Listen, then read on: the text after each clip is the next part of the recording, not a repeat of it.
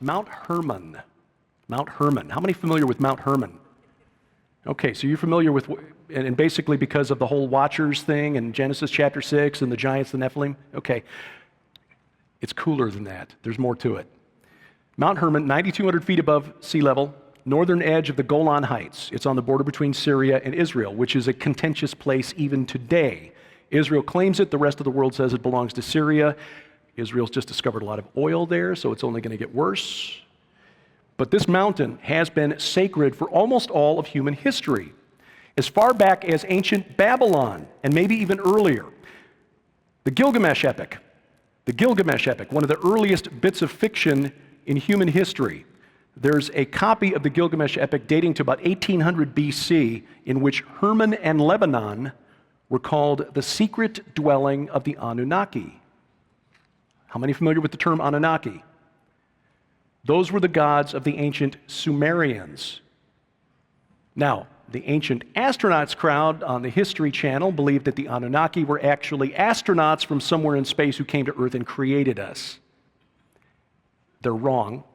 But the Anunnaki supposedly lived on Mt Hermon. Another version of the poem describes the monster that Gilgamesh went to Mt Hermon to kill, a monster called Humbaba, as the guardian of the abode of the gods. So they believe Mt Hermon was where the gods lived. The name Hermon comes from a root word, karem, which means taboo, as in, touch this and you die. To give you a sense of that word, karem is actually a word that's in the Bible a number of times, applied by God, Yahweh, to certain inhabitants of Canaan when Joshua and the Israelites crossed over Jordan.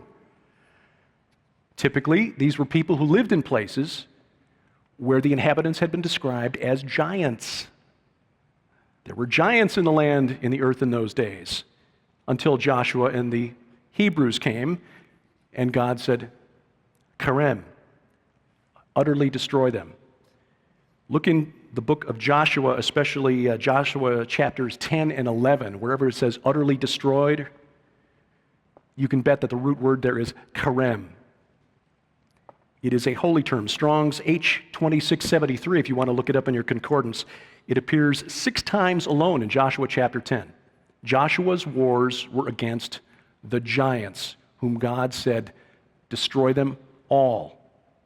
Men, women, children, livestock. Take no spoil, no booty. It's all devoted to destruction. Now, according to the books of Enoch and Jubilees, these are extra biblical books, but they are referenced in the Bible. Mount Hermon is where the 200 watchers came down from heaven and began cavorting with human women. And from these unions, of course, came the giants mentioned in Genesis 6, verses 1 through 4. The Nephilim pillaged the earth, endangered humanity, threatening to cut off the bloodline of the future Messiah through violence, but also apparently through corruption of the human bloodline. The watchers who committed this sin, according to Peter and Jude, both of whom reference this episode, are in chains in darkness until the judgment of the great day. So those 200 who thought it would be a good idea to come and mingle with the humans are paying an eternal price. But here's the cool thing. All of that was just prelude.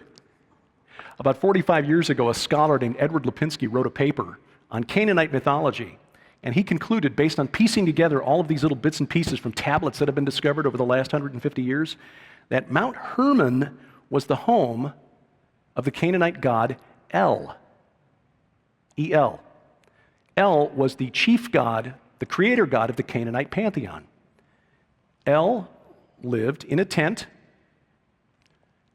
Yahweh's tabernacle was a tent. PSYOP. He lived on his sacred mountain with his consort Asherah and the 70 sons of El. 70 sons of El. Remember that number, 70. There will be a quiz. Now, El was a name that came to be used in Hebrew as sort of a generic term for God. Elohim, El Elyon, El Shaddai. Okay? In fact, it is likely that the epithet El Shaddai, which possibly translates into God of the mountain, was first applied to the Canaanite god El. But in the book of Exodus, Yahweh tells Moses that it was by the name El Shaddai, normally rendered in English in our Bibles as God Almighty, that was the name that he used to introduce himself to Abraham, Isaac, and Jacob. This is Exodus 6, verse 3. It was by this name I made myself known to them. And then he revealed his name to Moses, Yahweh, Yad-He-Vav-He.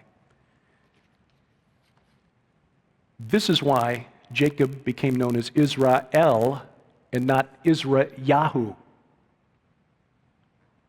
because it was El who made himself known. Same God, Yahweh, the God of the Bible, not the Canaanite God El. But that was how he made himself known to Abraham, Isaac, and Jacob.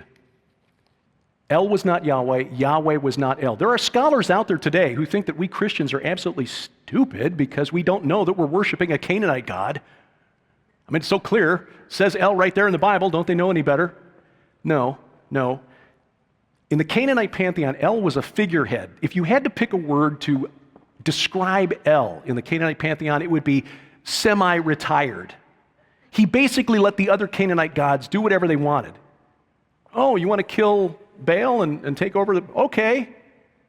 Baal, you want to kill the god of the sea over here? Okay. He was not a very active... He's what they call otios, scholarly word, just so they know that I know what I'm talking about. But that is not the God of the Bible. Yahweh in the Bible was a God of action, a God who made things happen. He was in control. He created it all, and it all happens according to his plan and his design.